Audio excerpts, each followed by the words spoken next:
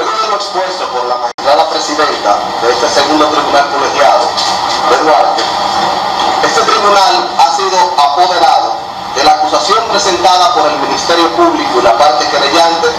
en contra de los imputados Marlon Martínez y Marlin Altagracia Martínez Paulino, a quienes de manera resumida acusa de la comisión de los tipos penales de asesinato, actos de tortura o barbarie, sustracción de menores al primero y a la segunda de complicidad en estos hechos, además del delito de ocultamiento de cadáver. Analizando lo acontecido en este proceso, hemos visto cómo el Ministerio Público y la parte querellante han presentado elementos de prueba en busca de demostrar cada uno de sus argumentos, los que también han sido rebatidos por la defensa técnica de los imputados, pormenorizados por demás, para determinar si los hechos alegados se han convertido en hechos probados, los que indudablemente son el sustento de toda sentencia, puesto que los jueces no somos quienes indicamos los hechos contenidos en una acusación o en una querella. Solo decimos quién es el culpable o no en base a las pruebas, las que determinan si podemos construir la verdad jurídica. El tema de la culpabilidad o no es una cuestión que pueda definirse por la opinión de la mayoría, ni un asunto que se pueda resolver por referendo popular. Depende de las pruebas aportadas y del resultado del debate en un juicio público, oral y contradictorio. No podemos resolver un asunto tan enorme y serio por lo que diga la opinión de la mayoría. Tenemos que limitarnos a los hechos probados, de lo contrario, no habría seguridad jurídica para nadie. Con respecto al imputado Marlon Martínez, de manera principal, se le acusa de haber cometido actos de tortura o barbarie, asesinato y sustracción de menores. En tal sentido, de manera resumida y adentrándonos a la prueba, con la declaración testimonial de la señora Dalgisa Polanco, el señor Genaro Peguero, la joven Lady Peguero Polanco y el informe de autopsia número 573-17, fueron hechos demostrados al tribunal y retenidos en el fáctico los siguientes. 1. El imputado Marlon Martínez tenía una relación de noviazgo con la adolescente Emi del Carmen Peguero Polanco desde que ésta tenía 12 años y que al momento de su muerte ésta tenía la edad de 16. Además de que se encontraba en estado de gestación con una duración de 25 semanas aproximadamente y que el día 23 de agosto del año 2017 el imputado Marlon Martínez se traslada a la casa de la menor de edad y le manifiesta a la hermana de esta que se iba a trasladar a un centro médico de la ciudad de San Francisco de Macorís a buscar unos resultados de análisis a los que previamente ésta se había sometido. Sin embargo, el objetivo claro y retenido por el tribunal a esta persona era dirigirse con la menor de edad al apartamento de su madre, ubicado en el residencial Don Luis de la ciudad de San Francisco de Macorís, en donde éste tenía planificado practicarle un aborto, lugar en donde fue vista así con vida por última vez la adolescente, y que en momentos posteriores fue vista saliendo del referido apartamento mientras el imputado sacaba y arrastraba un saco amarillo que posteriormente subió a un vehículo. Posteriormente, lanzándola en el puente de Colón, el cual queda ubicado en una zona rural, mismo saco en el que posteriormente, varios días después, fue encontrado el cuerpo sin vida en estado de putrefacción de la occisa Emi del Carmen Peguero Polanco, y una vez dentro de una maleta en un camino vecinal hallado en las proximidades de la ciudad de Moca. Que a pesar de que el imputado sabía de que la menor de edad de Emi del Carmen Peguero Polanco se encontraba sin vida luego del mediodía del día 23 de agosto del año 2017, este fue tranquilamente a su casa a almorzar, y que cuando la hermana de la occisa, Lady Peguero, fue a preguntarle dónde había dejado a su hermana luego de haber salido ese día en la mañana, este le mintió diciéndole que le había dejado en la bomba de Cenoví y que ella había salido con un tío a hacer una diligencia, que se había montado en un motor y que le había dado dinero por si se le ofrecía algo. Luego de esto, proceden en conjunto a buscarla y a mirar las cámaras de seguridad de una estación de combustible que estaba próximo al lugar en donde él había dicho que la había dejado, en donde en ningún versión dada inicialmente por el imputado, quien empezó posteriormente a dar otras, haciéndose acompañar de personas amigas de su familia, dígase Cheo y su jefe. Comenzando a partir de ese momento una búsqueda desesperada por parte de los familiares de Emi del Carmen Peguero Polanco, quienes ya dudaban de la versión dada por el imputado, que la noche del mismo día, y tal y como manifiesta la querella en su contra, este le confiesa a su madre, Marlene Martínez, lo que había ocurrido, e inmediatamente procede a contactar al señor Simón Bolívar Ureña y en compañía de su hermano Henry Martínez, a quienes le solicita ayuda para que el imputado no cayera preso y le ayudaran a recoger y esconder el cadáver de la víctima, hecho que realizaron Marlon Martínez y Bolívar Ureña a petición de Marlene Martínez, quienes luego se trasladaron a una finca que era cuidada por el señor Bolívar Ureña, lugar donde la escondieron, siendo encontrado próximo a esta finca 9 días después de su desaparición, es decir, desde el 23 de agosto hasta el 31 del mismo mes.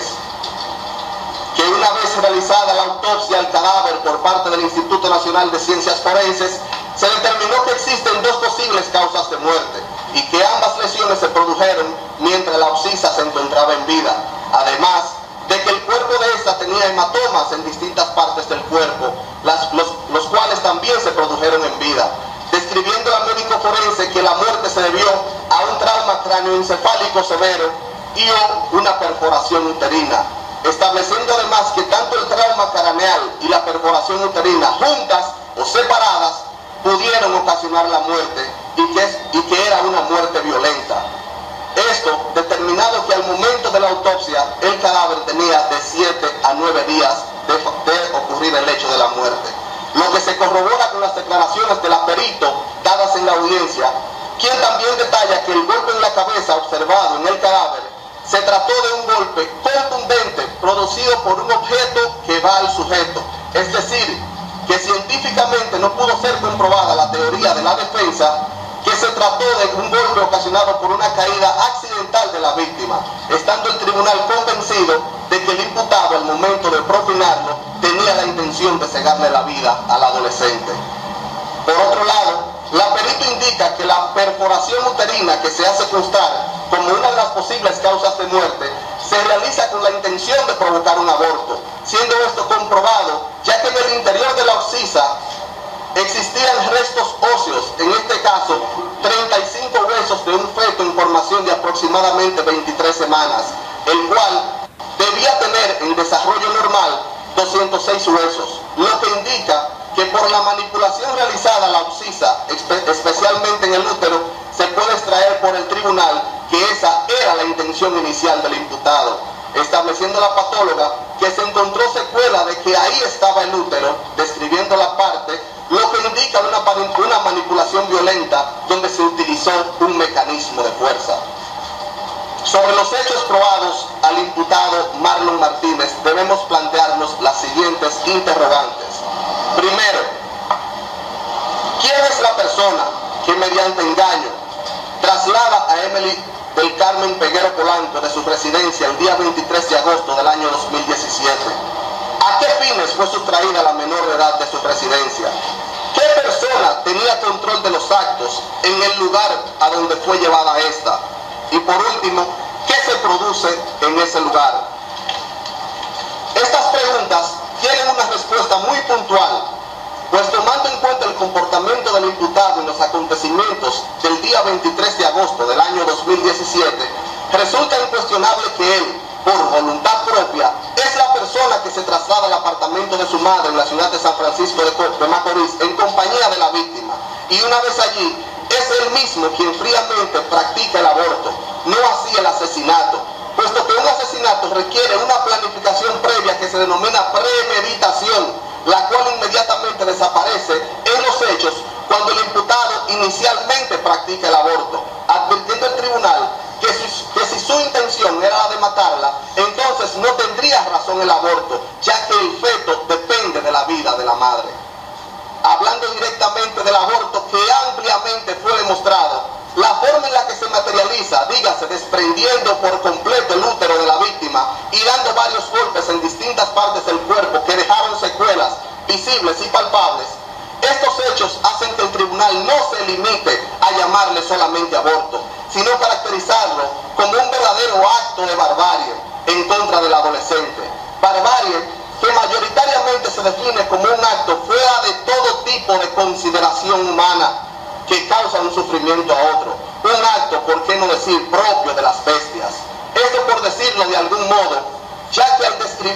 para describir el sufrimiento que pudo haber sentido la víctima en ese momento, mientras le extraían el feto, no es propio de las palabras que se pueden usar en la sentencia para llamarle de alguna forma espeluznante. Entrando válidamente esta actuación, no solo en el contenido del artículo 317 del Código Penal, sino también en lo señalado por el artículo 303, numeral 4, donde se describen los actos de barbarie, agravándose el hecho de la barbarie, porque se trató de la realización de actos de barbarie en una persona, por demás decir, menor de edad. No obstante,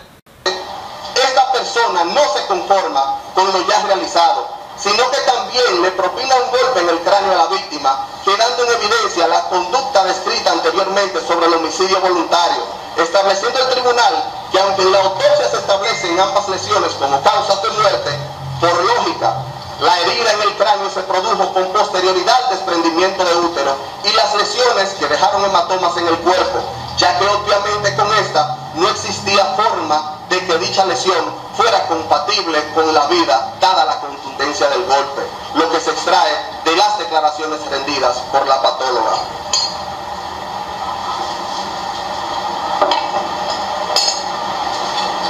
La actuación de Marlon Martínez no podemos verla como un acto desesperado, como algunos han querido demostrar, sino como una persona fría que tenía conocimiento de todas las consecuencias de sus hechos, quien por demás en varias ocasiones entró en contacto con el cuerpo de la Occisa en distintos lugares, describiendo los testigos que entraron en contacto con él luego del hecho, que éste inclusive parecía que no había hecho nada, lo que nos hace reflexionar en que esta persona no merece la más mínima consideración al momento de aplicar todo el peso posible de la ley, esperando nosotros como tribunal que los años en prisión quizás le sirvan para comprender la magnitud del daño que le ha ocasionado a la víctima y por qué no decir a sus familiares, también involucrándose una gran parte de la ciudadanía en esta afectación moral que se desprende de su hecho.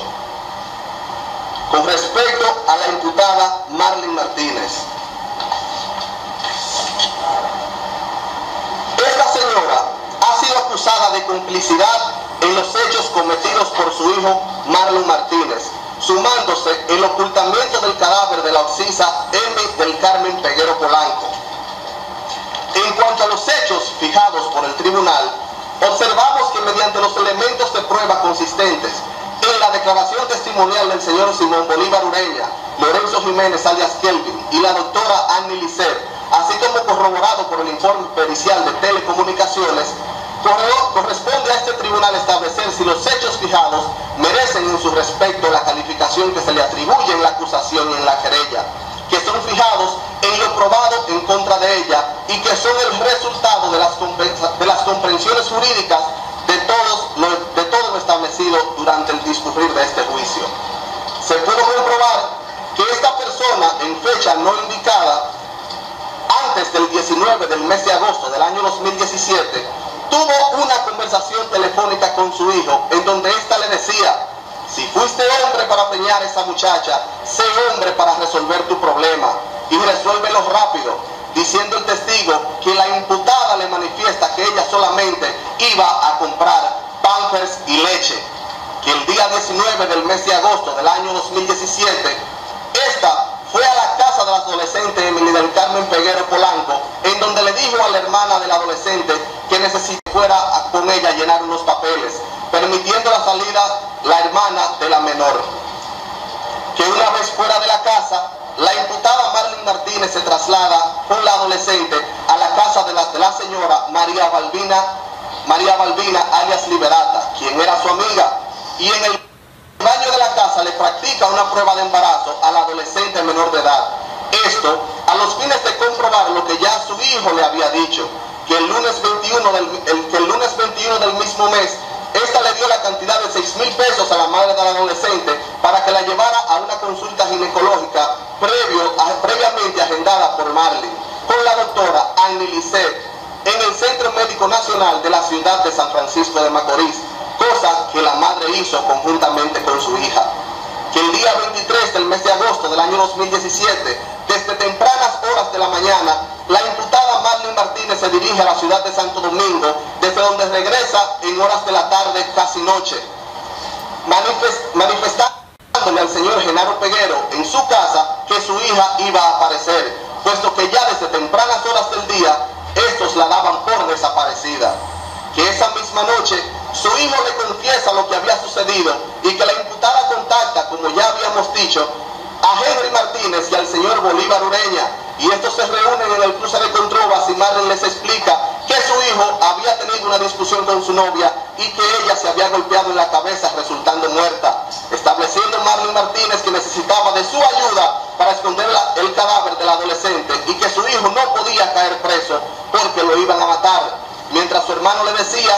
que a él no le iba a pasar nada y que entregara el cuerpo y a su hijo, trasladándose estos a una finca ubicada en las proximidades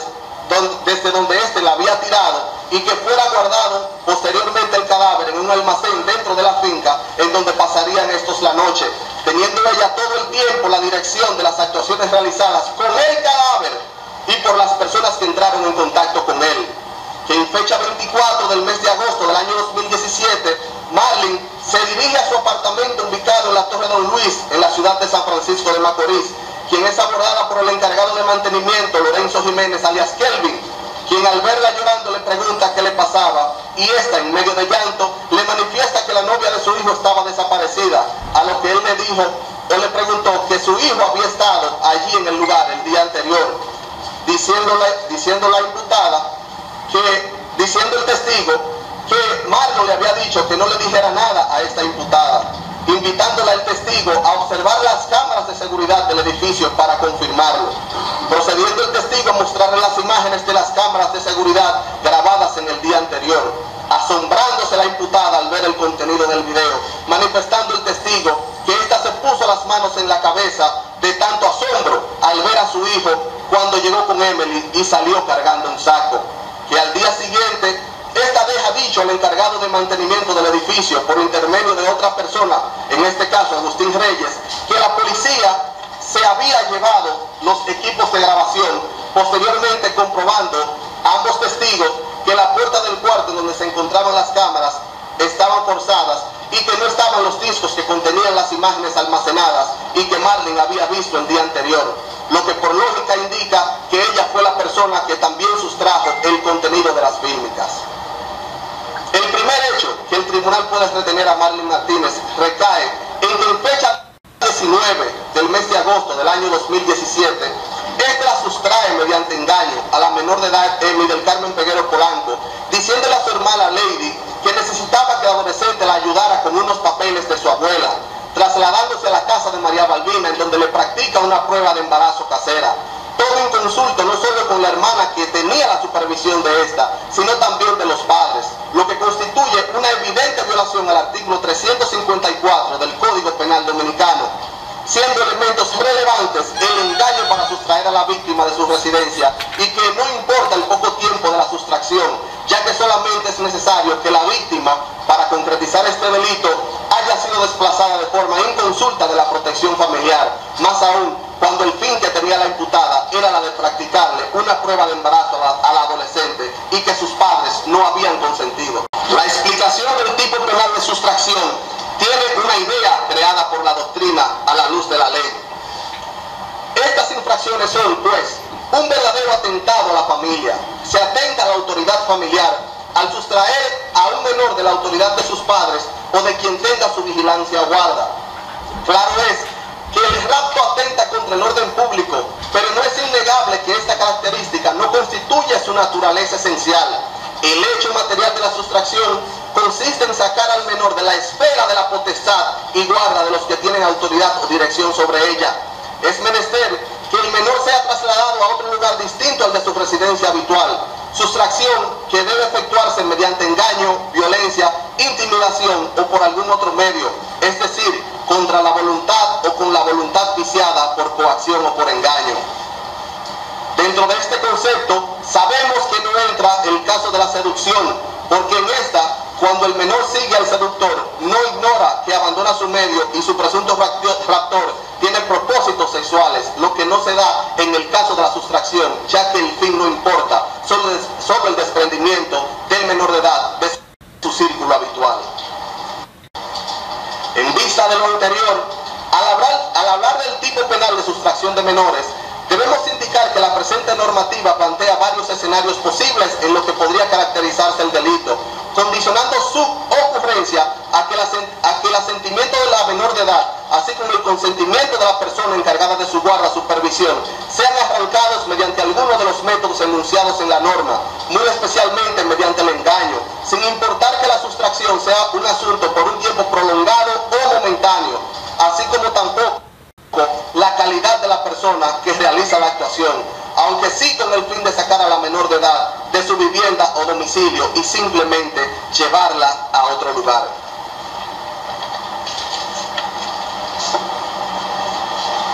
Sobre la complicidad de la imputada en los hechos demostrados a Marlon Martínez, debemos observar los artículos 60, 61 y 62 del Código Penal Dominicano. El tribunal debe establecer cuáles son los elementos propios de la complicidad como figura jurídica, y en una explicación breve y que sea entendible para todo el mundo, decimos que nuestro Código Penal Dominicano no contempla la complicidad con posterioridad al hecho, es decir, que aquella persona que interviene o participa realizando cualquier conducta, pero posterior al momento en el que el autor había cometido el hecho, jamás podría considerarse como un acto de complicidad, puesto que en nuestra legislación esta situación no se contempla, dejando esta posibilidad únicamente a los casos de ocultación de objetos cuando se trata de los delitos cometidos bajo el amparo de la sustracción de patrimonio, como establece el artículo 62 del Código Penal Dominicano. Afianzando la idea, no es un pronunciamiento propio nuestro. Ha dicho también la Suprema Corte de Justicia en innumerables ocasiones lo que a continuación vamos a establecer. Mediante sentencia número 26, contenida en el Boletín Judicial número 1054 del año 1998, dijo la Suprema Corte de Justicia: el cómplice puede facilitar la ejecución teniendo conocimiento de que el hecho que se realiza constituye una infracción a la ley. En sentencia número 771 del 18 de septiembre del año 2017, es decir, del mismo año en el que ocurren los hechos, dijo la Suprema Corte de Justicia lo siguiente: es menester que se haya manifestado la complicidad con la ejecución de una de las modalidades limitativamente enunciadas en el Código Penal Dominicano, quedando el tribunal que pronuncie una sentencia condenatoria contra cómplices en la obligación de señalar en la motivación del fallo cuál de las modalidades de complicidad previstas con precisión en los citados artículos del Código Penal fue la que cometió el procesado. No nos quedamos cortos, nos vamos a la jurisprudencia internacional, especialmente al más alto Tribunal de Justicia de España, donde dice esta alta corte: las colaboraciones, siempre en un plano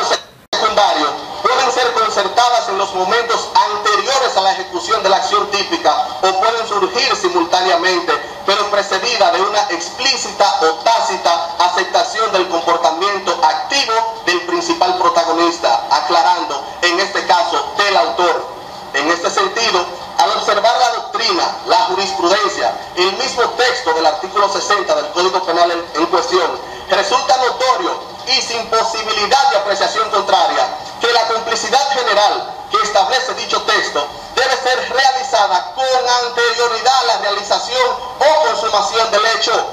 quedando descartada una complicidad posterior al mismo, ya que dicho supuesto sobre colaboración o participación posterior queda limitativamente instituido en la complicidad establecida en el ya descartado y explicado artículo 62 del Código Penal. Dígase, cuando se trata de delitos o crímenes contra el patrimonio de las personas, ocultando objetos robados o sustraídos, no así en hechos de esta naturaleza.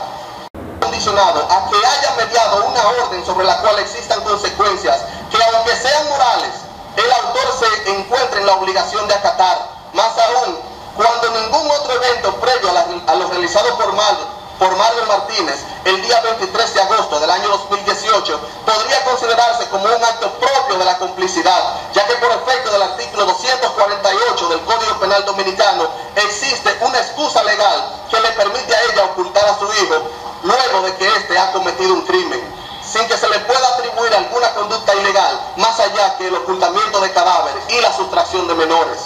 Dijo Montesquieu una frase que queremos que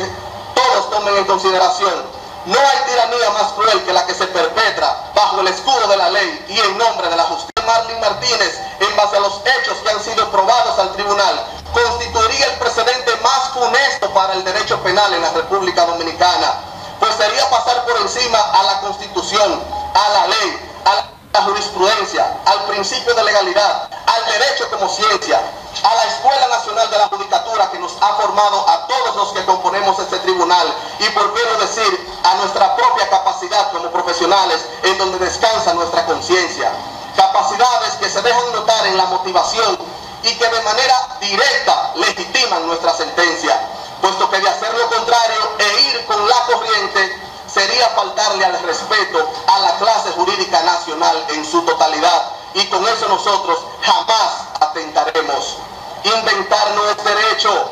y nuestra función es aplicar las leyes ya conocidas por todos y en las que fielmente creemos, no así sorprender a los procesados con una invención que no conocen, puesto que estaríamos llevándolos a un estado total de inseguridad jurídica. No solamente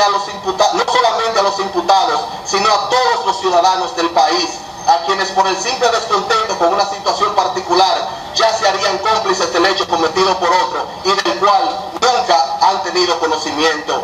De ser así, todos, incluyéndonos, deberíamos ser juzgados como cómplices de una cantidad indeterminada de actos, aunque en ellos no participemos, provocamos el resultado simplemente por nuestro descontento. Solo imagínense la situación de un país donde se castigara a los ciudadanos, empresas, instituciones y demás, solo por conjeturas que no puedan ser probadas en un tribunal.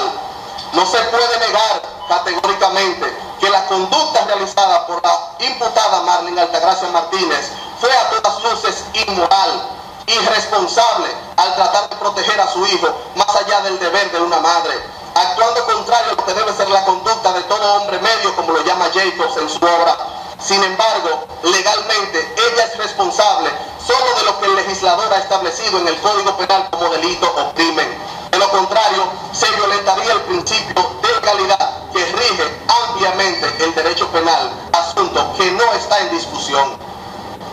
Con este razonamiento, los jueces no pretendemos buscar culpables basado en la deficiencia de la investigación, ni desligarnos de la imposibilidad de aplicar lo pretendido, puesto que cada parte jugó su rol y desde su óptica la función que le corresponde, y ellos mismos serán los encargados de autorrevisarse y analizar la forma en la que intervienen los procesos. No siempre un fin justo y noble se justifica mediante medios malsanos con la falta de objetividad. En este caso, tergiversar la norma con la que en algún momento podrían ser juzgados, pues de ahí en ese punto quizás reconsideren su postura con respecto al tema de la complicidad. Con esta decisión estamos más que seguros que la más fortalecida será nuestra institución, dígase el Poder Judicial Dominicano, pues hoy nosotros damos una muestra del que el respeto a la ley no puede ser objeto de transacción mediante presiones mediáticas, y que la independencia judicial no es una utopía, sino más bien una realidad, pues un país con jueces justos y no populistas son los que brindan una verdadera seguridad, haciendo la justicia que se merecen todos y todas los dominicanos, siempre dentro del marco de la ley. En este caso, eso nosotros hemos hecho. Hemos cumplido fielmente el objetivo de nuestro juramento ante la Constitución, el cual fue siempre respetarla, comprendiendo que nuestra función principal es proteger a la ciudadanía, aunque inclusive sea decidiendo en contra del pensar de una gran mayoría de ella. Calcular el daño causado por Marlon Martínez y Marlin Altagracia Martínez resulta ser la tarea más difícil que nosotros hemos tenido, pues no existe dinero en el mundo para calcular el perjuicio moral que estos le han ocasionado a las víctimas. Daño moral que los jueces podemos dimensionar no solo por el hecho de haber Marlon quitado la vida a quien era novia, una adolescente llena de vida y en espera de un hijo suyo, sino también por su madre, al haber ocultado su cadáver, dejando en estado de incertidumbre a la familia de la Oxisa durante varios días, sin saber sobre el paradero de esta, lo que ya sabía desde hacía ya tiempo, lo que se traduce en un perjuicio emocional que no podría ser diferenciado un acto del otro, llegando a un punto de razonar en que ambos hechos resultan ser totalmente equiparables a los fines de determinar una indemnización de las cuales son merecedores. Pónganse de pie, ciudadanos, los dos, para recibir la sentencia. Primero, declara culpable al imputado Marlon Martínez por la concurrencia de crímenes consistentes en aborto, homicidio voluntario y actos de barbarie, previsto y sancionado por los artículos 317, 295, 304, 303.3, 302 y 354 del Código Penal Dominicano, en perjuicio de la UPSISA Emi del Carmen Peguero Polanco. En consecuencia, se condena a cumplir la pena de 30 años de prisión, a ser cumplidos en la fortaleza Juana Núñez del municipio de Salcedo, provincia de Hermanas Mirabal. Segundo, declara culpable a la ciudadana Marlin Altagracia Martínez Paulino por la comisión de los delitos de sustracción de menores y ocultamiento de cadáver, previstos y sancionados por los artículos 354 y 359 del Código Penal Dominicano, en perjuicio de la UPSISA Emi del Carmen Peguero Polanco. En consecuencia, se condena a cumplir la pena de 5 años de reclusión, a ser cumplidas en el Centro de Corrección y Rehabilitación Rafael Mujeres de la ciudad de Santiago de los Caballeros. Tercero, condena a los imputados Marlon Martínez y Marlin Altagracia Martínez Paulino al pago de las cosas penales del proceso, en virtud de la sentencia condenatoria dictada en su contra. Cuarto, acoge en cuanto al fondo la Constitución y el actor civil, incoado para los señores Genaro del Carmen Peguero Cáceres y Analgisa Gladibel Polanco de la Cruz, en calidad de padres de la UPSISA Emi del Carmen Peguero Polanco, a través de sus abogados, licenciado Noel Medina Gil, José Martínez Hopperman y Roland Toribio, por haber sido hecha de conformidad con los términos legales vigentes. En consecuencia, condena a los imputados Marlon Martínez y Marlin Altagracia Martínez Paulino al pago de una indemnización ascendente a la suma de 20 millones de pesos en razón de 10 millones de pesos cada uno de los imputados a favor de la parte civil constituida, como justa reparación por los daños y perjuicios morales sufridos a consecuencia del hecho punible cometido por los imputados, suma que en su conjunto será distribuida de manera equitativa entre los actores civiles de referencia. Quinto, condena a los imputados Marlon Martínez y Marlin Altagracia Martínez Paulino al pago de las cosas civiles del proceso a favor y provecho de los abogados licenciado José Martínez Hopperman, licenciado Noel Medina Gil y licenciado Roland Toribio Jiménez, quienes afirman haberlas avanzado en su totalidad. Sexto, ordena la devolución de los vehículos presentados como prueba material en el presente proceso a sus legítimos propietarios. Séptimo, advierte a la parte a quien en esta sentencia le ha resultado desfavorable que cuentan con un plazo de 40 días a partir de su notificación para recurrir la misma en apelación.